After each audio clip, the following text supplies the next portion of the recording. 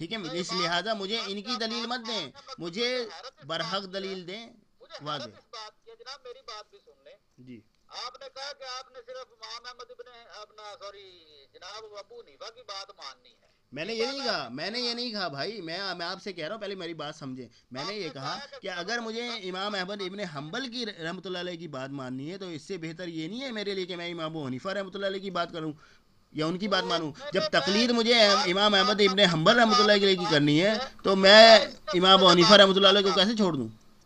جہاں تو تقلید کی بات ہو رہی ہے نا بھائی، تقلید تو شرک ہے، بدعت ہے، حرام ہے. بھلے امام حنیفہ کی کرو، بھلے امام احمد ابن حنبل رحمۃ اللہ علیہ کی کرو. امام احمد ابن حنبل سے بھی ایک بندے نے اسی قسم کا سوال پوچھا تھا. انہوں نے کہا تھا جی کہ ابن حزم نے مولا میں ذکر کیا ہے، تو عبداللہ بن احمد کہتے ہیں میں نے اپنے والد احمد ابن حنبل سے کسی شخص کو کوئی مسئلہ درپیش ہونے کے متعلق بات کیا کہ دینی معاملے میں طلاق یا اس قسم کے جیسے کوئی مسائل ہوتے ہیں، کوئی پوچھے تو کس سے پوچھنا چاہیے، اصحاب الرائے سے یا اصحاب الحدیث سے؟ اور اصحاب الحدیث بھی ایسے ہوں کہ جن کو حدیث کی اسناد کا علم نہ ہو کہ وہ ضعیف ہے یا قوی ہے، تو کس سے اس سلسلے میں پوچھنا چاہیے؟ انہوں نے کہا کہ اصحاب الحدیث سے پوچھنا چاہیے، اصحاب الرائے سے نہیں پوچھنا چاہیے، کیونکہ ضعیف حدیث بھی ابو حنیفہ کی رائے سے بہتر ہے. ماشاء اللہ، کیا بات کیا آپ نے، بہت ہی بڑی بات کی آپ نے. آپ نے نبی پاک صلی اللہ علیہ وسلم کے فرمان کو امام حنیفہ رحمۃ اللہ علیہ کے قول کے اوپر قول کو امام احمد ابن حنبل رحمۃ اللہ علیہ کے قول کو نبی پاک صلی اللہ علیہ وسلم کی حدیث پر فوقیت دے دی ہے. کیونکہ نبی پاک صلی اللہ علیہ وسلم کا ارشاد ہے کہ بعض جو ہے حافظ حدیث جو ہوتے ہیں وہ جو حدیث بیان کرنے والے یا حدیث پہنچانے والے، حدیث لینے والے ان سے زیادہ فقیہ ہوتے ہیں. سمجھ گئی بات؟ تو یہاں پہ تو آپ کی بات ہی الگ ہو گئی.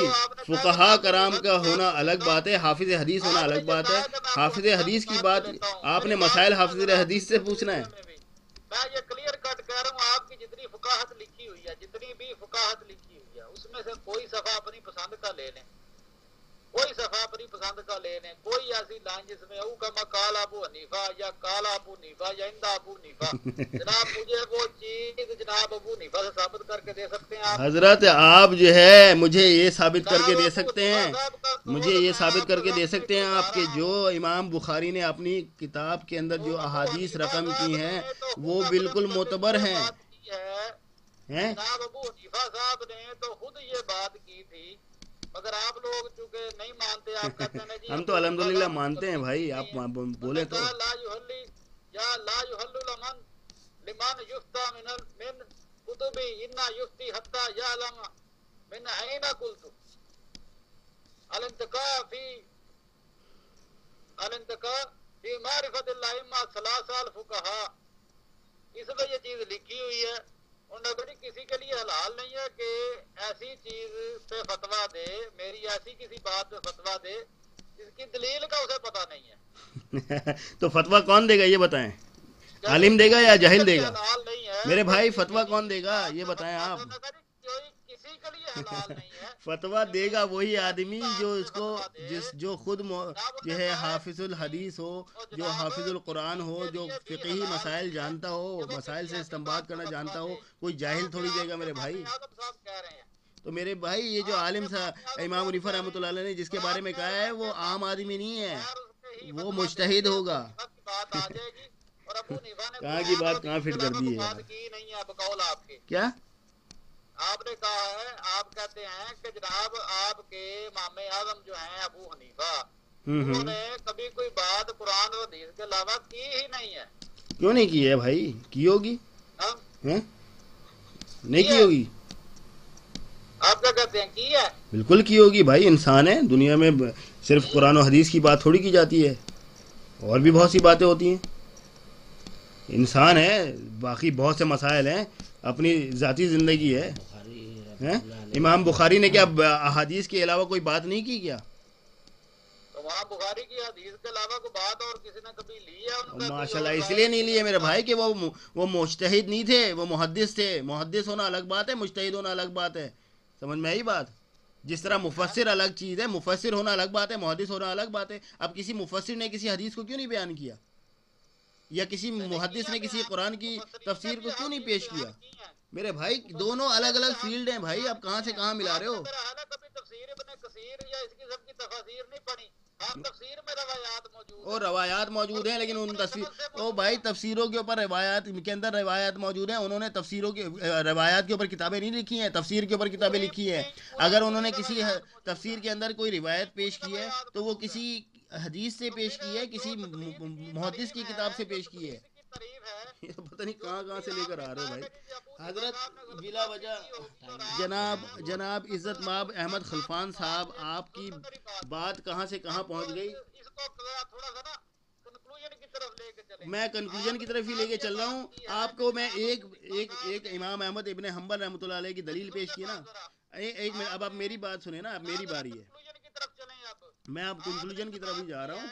کہ جناب ابو حنیفہ کی بات اگر قرآن کے یا حدیث کے خلاف ہوگی آپ نہیں مانیں گے. کیوں نہیں مانیں گے؟ ہماری تو تاریخ ہے بھائی، کیوں نہیں مانیں گے؟ قرآن اور حدیث کے موافق ہوگی. آپ نے یہ بات کی ہے. بالکل، جو موافق ہوگی وہ مانیں گے، جو مخالف ہوگی وہ نہیں مانیں گے. آپ نے کہا ہے کہ جو ابو حنیفہ کی بات قرآن اور حدیث کے خلاف ہوگی آپ نہیں مانیں گے. جی ماشاءاللہ مبارک ہو جناب. پھر میرا آپ کا تو اختلاف بنتا ہی نہیں ہے جب آپ یہ بات مان رہے ہیں. او بھائی یہ بات یہ بتاؤ آپ، ایک منٹ یہ بتاؤ آپ، اس کی دلیل آپ کو ملتی ہے نہیں ملتی ہے؟ بات کر رہے ہیں کہ جی ابو حنیفہ کی بات جو قرآن کے یا حدیث کے خلاف ہوگی وہ آپ نہیں مانیں گے. بالکل نہیں مانتے، ہمارے علماء نے کب مانا ہے بھائی. یہ بالکل جی. پھر آپ کا میرا تو جھگڑا کس بات کا ہو رہا ہے؟ مجھے تو یہ سمجھ نہیں آ رہی جب آپ اتنی بڑی بات کر رہے ہیں. میرے محترم بھائی، میں نے آپ کو یہ بات اپنے بلبوتے پہ نہیں، ہمارے مجتہدین علماء کرام اکابرین کا یہ دعویٰ ہے. انہوں نے امام حنیفہ رحمۃ اللہ علیہ کے قول کو چھوڑ دیا ہے. ایک نہیں. آپ ایک کام کرو، میں آپ کو پرسوں اس کی لسٹ پوری دیتا ہوں کہ کتنے اقوالات چھوڑے امام حنیفہ رحمۃ اللہ علیہ کے. جناب میں ایک چیز بیان کر رہا ہوں آپ کے سامنے کہ آپ کے لحاظ گھمن صاحب آپ کے اپنے ہی ہیں. بالکل ہیں. ٹھیک ہے جی. انہوں نے کتاب لکھی تھی کیا؟ جی ہاں، فقہ حنفی قرآن و حدیث کا نچوڑ ہے. بے شک، اس میں کوئی شک ہی نہیں ہے. ٹھیک ہے. انہوں نے یہ کتاب لکھی ہے. بے شک کوئی شک ہی نہیں اس میں. اس میں انہوں نے مختلف اعتراضات کے جواب دینے کی کوشش کی ہے، مگر وہ عجیب و غریب انہوں نے جواب دیے ہیں. وہ ہے ایک علیحدہ ایشو ہے. سب سے پہلے انہوں نے کہا جی کہ فقہ حنفی کی جو کتب ہیں ان کی بنیاد جو ہے وہ 4 کتابیں ہیں. ایک کتاب الاثار ہے ابو یوسف کی، پھر کتاب الاثار ہے محمد بن حسن شیبانی کی، پھر ایک موتا ہے محمد، وہ بھی محمد بن حسن شیبانی کی، جامع صغیر محمد بن حسن شیبانی کی. انہوں نے کہا جی کہ ہماری یہ 4 جو ہے نا وہ مین بنیادی کتابیں. تو بڑی حیرت انگیز بات یہ آ جاتی ہے کہ اب ابو یوسف صاحب ہیں یا محمد بن حسن شیبانی صاحب ہیں. تو اب ابو یوسف پہ تو جرا جناب ابو حنیفہ نے بھی کی ہوئی ہے. تو جرا کس پہ نہیں ہوئی ہے میرے بھائی؟ امام بخاری پہ جرا نہیں ہوئی ہے. جرا کا مطلب کیا ہے؟ پہلے آپ جرا مفسر اور کو تو پیش کریں نا، مفسر جرا ہونی چاہیے. دلیلیں چھوڑیں، آپ پہلے یہ بتائیں امام بخاری پہ جرا نہیں ہوئی ہے. میں نے ایک کردی بات جسے کہتے ہیں نا ایویں نہیں کیا کریں آپ. بات ہے ذرا سوچ سمجھ کے بات کیا کریں، کیونکہ آپ پھنس جائیں گے اس بات پہ. سب سے پہلی چیز یہ ہے کہ ہدایہ جس کے بارے میں حنفیوں نے یہ بات کی ہے، حنفیوں نے یہ بات کی ہے، میری اپنی بات یہ ہرگز نہیں ہے. یہ بات حنفیوں نے ہی ہدایہ کے متعلق کی ہوئی ہے. ٹھیک ہے جی. میں آپ کو بات بتا دیتا ہوں. وہ کہتے ہیں ان الہدایہ کل قرآن قد نسخت ما صنفوه قبلها فی الشرع من کتب. ہدایہ قرآن کی مثل ہے، منسوخ کر دیا اس نے اپنے سے پہلے لکھے ہوئے کتب شرعی کو. تو یعنی کہ حنفیوں کے نزدیک ہدایہ کا درجہ قرآن کے برابر ہے. حنفیوں کے نزدیک ہدایہ کا درجہ قرآن کے برابر ہے. اب اس بات پہ آپ نے خود فتویٰ دینا ہے کہ علامہ صاحب نے یہ بات آپ کے نے ٹھیک کی ہے یا غلط کی ہے. جواب دوں میں اس کا؟ دوں جواب اس کا؟ حضرت جواب. پہلی بات تو یہ کہ میرے بھائی کوئی بات کسی طرف سے منسوخ کی جاتی ہے نا تو پہلے اس کا مطلب سمجھا کریں. डायरेक्ट कुफर का फतवा ना लगाया करें, समझ में ही बात। हदाया को कुरान पहले, अब आप बात सुन लें, आप देखें, अब आप जवाब से हजरत, अब आप जवाब सुने, आप इस किस्म की बातों पे जब मैं कह दूं तो ये जी बात आपने की है, मैंने कोई कुफर नहीं लगाया, मैंने तो सिर्फ दर्जा बताया आपको, इस किताब का ये दर्जा है। हजरत आपने दर्जा बताने का मकसद क्या है? कि क्या है मकसद क्या है आपके दर्जा बताने का? एक मिनट सर मेरी सुन लें आप। इसमें अब घुमन साहब ने जो है ना वो एक लगाया है, मुख्तलिफ उन्होंने इतराजात थे जिनका जवाब दिया है, ठीक है जी, जिनमें से मैं एक इतराज आपके सामने ला रहा हूँ। हजरत देखें, बात एक बात पूरी होती नहीं है, आप इधर उधर घुमा लेते हैं। आप एक बात करें ना यार, ये क्या बात हुई मेरे भाई? आप बात एक करें, आप बात एक करें, ये 10 जगह की बातें नहीं करें ना आप, ये कौन सी बात है? हजरत एक बात करें, मैं आपको इधर ही बोल रहा हूँ, आपको रोक रहा हूँ, बराए मेहरबानी बात एक करें, 10 जगह पे टांग ना अड़ाएं। पहले एक बात का तो जवाब ले लेना, फिर आप दूसरा इतराज करिएगा। एक बात का जवाब लेते नहीं है आप, दूसरे इतराज पे आ जाते हैं फौरन।